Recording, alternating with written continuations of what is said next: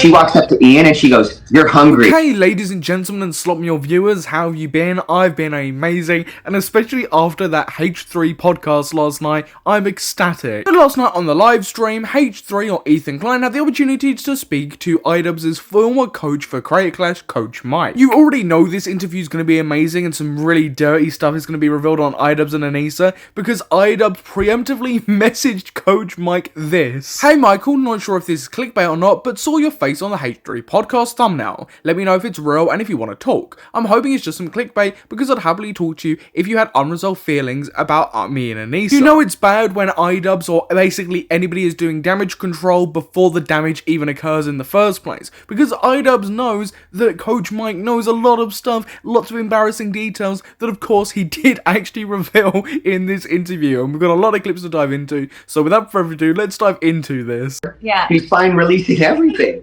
but she won't talk to him about it. I'm just like, what the hell? Yeah, and like, I didn't Hold feel on, like guys. it was my I gotta place. sit on that for a sec.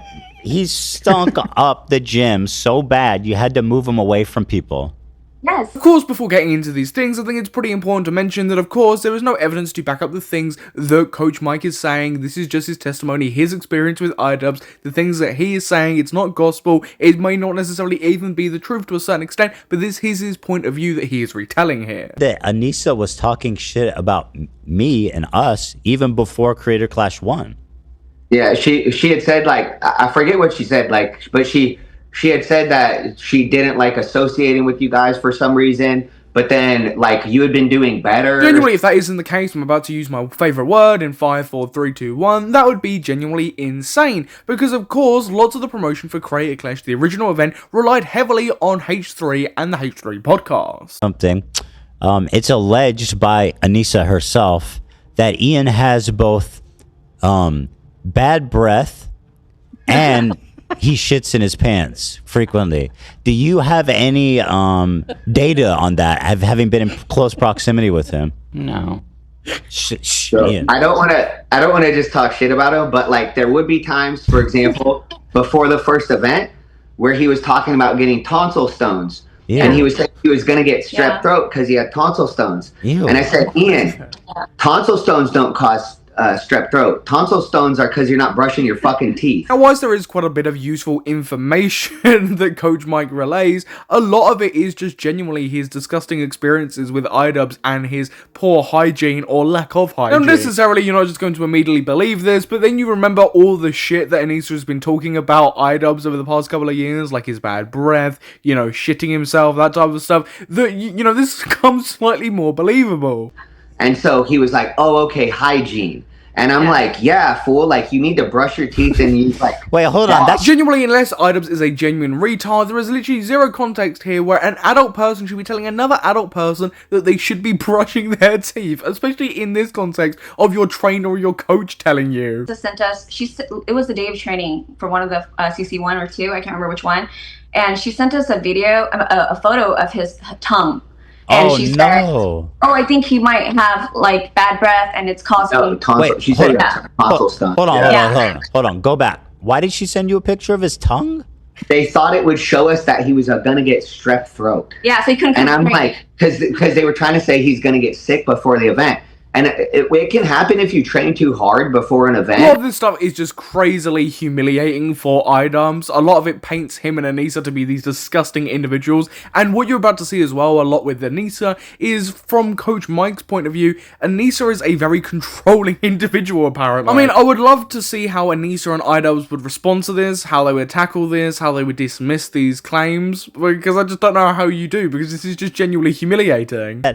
He and Anisa did in fact pay for Hassan and all of his compadres to travel to and stay at Creator Clash 2. Yes. Yeah, so they were talking about that long before, about how they had to fly in all these people. Again, if what Coach Mike here is saying is true, which I think this is pretty believable, the use of "I had to" is just hilarious to me.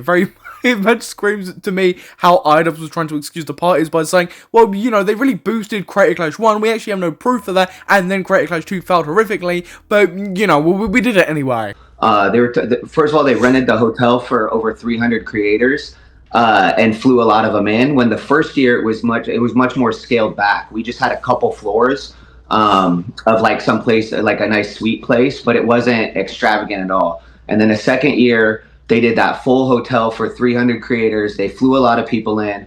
One of the people they flew in was Froggy Tonic, and they flew him in from France. And for people who may not be familiar with this situation or Creator Clash, and you've just randomly decided to click on this video and made it this far into a topic that you have no idea about, of course they're talking about Creator Clash 2 here. You know, the event that made zero money for charity. The quote-unquote charity event that made zero money for charity, because they were spending on this crap. They flew in a lot of people. They rented out the whole hotel for 300 creators. And when we asked them if Ian's dad was going to be there, because he was there for the first event, they said they couldn't afford to fly Ian's dad in. It was too expensive. Yeah. Well, at least we know that iDubbbz is morally consistent with his beliefs. You know, flying in Hassan, Denims, and all these other content creators goes over not only charity, but flying in family members. Don't worry, it wasn't just the kids with cancer that got stiffed, it was also his family. She was hitting on one of his sparring partners and was obsessed with him and gave him a VIP pass to the event. A lot of his sparring partners got the passes, but she definitely had a big crush on one of the guys that would come in and spar with them, because anytime they would spar, she would just be super into it. I mean, seriously, at this point, iDubbbz and Anisa are never escaping the cuck jokes, or the jokes that Anisa owns iDubbbz to a certain extent. Like, a few years ago, those jokes were overused, right? They didn't really mean anything. Now, they're great again. They're back on the market. Ultimately, I don't know how Anisa and Ian even respond to this stuff in the first place. I don't know where you start, because how do you respond to this type of stuff without making yourselves look even more humiliating and opening up all of this stuff to a brand new audience that possibly didn't see this? And watch every moment, and then even if he would like beat Ian up, she'd be very into it. And then I want to say that before. So Anisa never gave shout outs to Michael training Ian at all, but she put out the first video of Ian like getting rocked in sparring when Ian was sparring with her crush. Yeah. It was our friend Gabe. She shared it. Yeah, and we have a clip too. You guys can share. I would call him Gorgeous Gabe.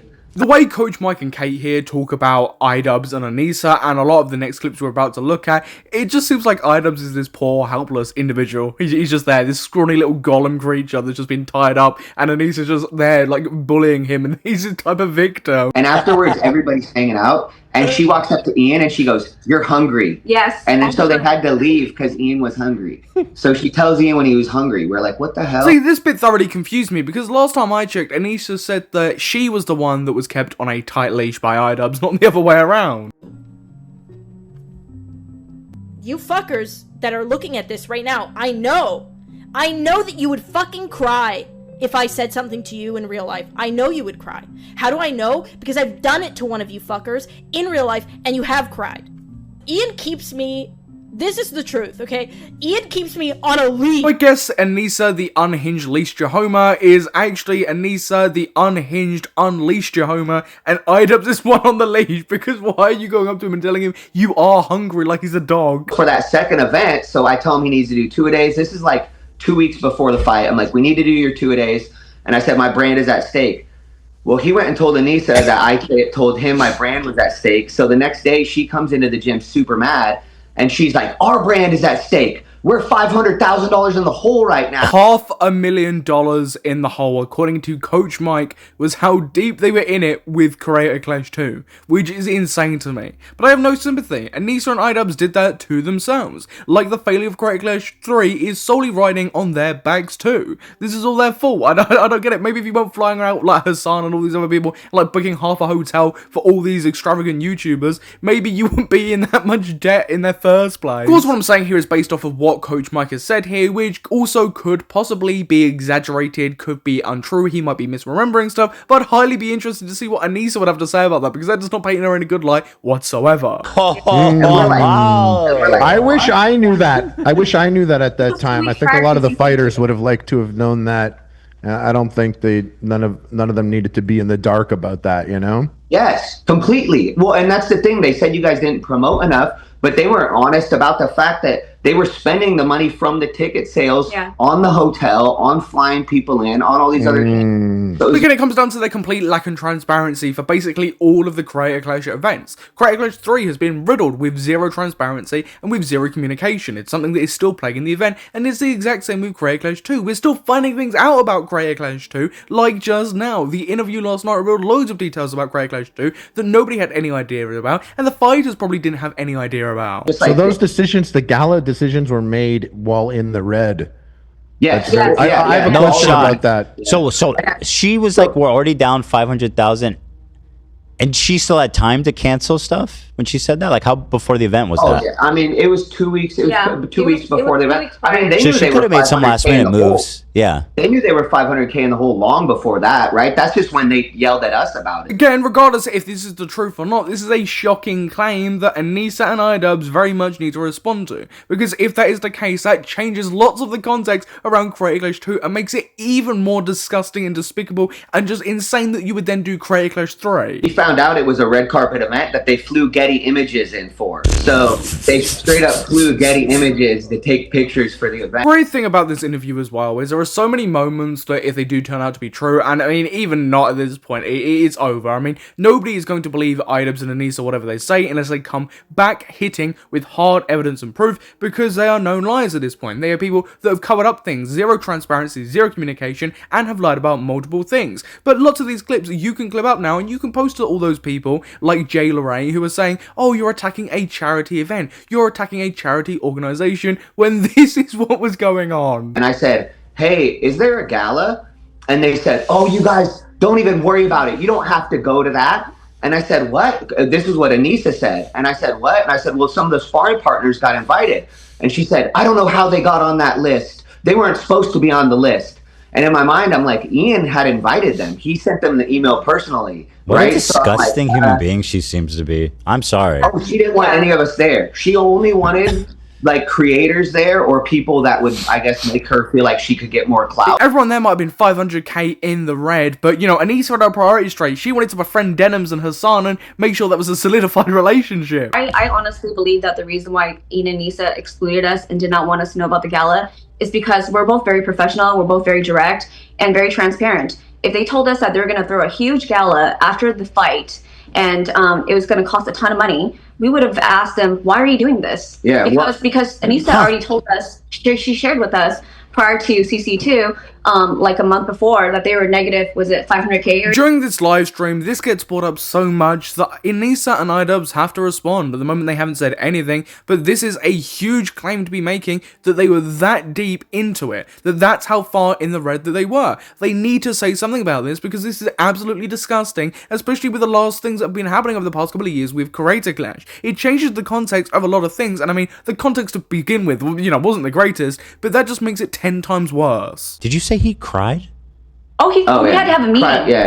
So after that, so he was crying at the gym afterwards, and I said, and once again, I hate to hate on him for that because it's very emotional. Yeah, when for you- sure. in some hard sparring, right? Yeah. So but then what happened afterwards was horrible because then we went back to the hotel and then they were eating at Denny's and they said, we need to have a meeting. So I have to go to Denny's. And they pretty much then talked about how they were going to have to fire me because I reminded Ian of his father when his father would yell at him as a kid. I just can't, bro. Could you could you imagine having to fire your boxing coach because he's made you cry because he reminds you too much of your dad when he shouted at you when you were a child? Look, it's a pretty emotional thing, but after all the Creator Clash stuff, after all the disingenuous bullshit that iDubbbz has done, after putting clips of himself crying in the content cop to make himself seem more empathetic, I just have no sympathy for the guy. That's hilarious. Do you have any commentary about his potential body odor? I mean, I say it's true. I smell all the time. It's horrible. A good example is this, because Michael's so nice that he doesn't want to say it. But here's the thing. When we're in fight camp, he does 2 hours in the morning and 2 hours in the evening, okay? For the first fight he did. Well, Yeah, for well, the first part of the first fight, not yeah. for the actual camp. Correct. During the camp was when he cut out his 2 days. And that was the most important time to be doing 2 days. Yes. So he would smell so bad that when he comes back in the afternoon to train, he doesn't shower in between his sessions. And so like the coaches that are training other, members there would just like look at us with the weirdest face, like a stink face. Look, I'm not going to say anything, right, out of risk of whatever, right? But I'm just going to put up an image of iDubbbz, probably from around this time, right? During his long hair period before he shaved it all off. And tell me that you don't believe what they're saying. And then Michael would try to take Ian to the corner where there's not a lot of members of the gym, so they don't have to smell it. I try to take him to the open doorway. Yeah, so that does happen. I'm not lying. It's true. He doesn't shower. Again, I really can't imagine iDubbbz or Anisa wanting to respond to that. I don't even know where you begin to respond to the body odor allegations. So you kind of, well, mostly Ian was the softest, but... Was he the softest fighter you've ever trained? What's that? Is he the softest fighter you've ever worked with?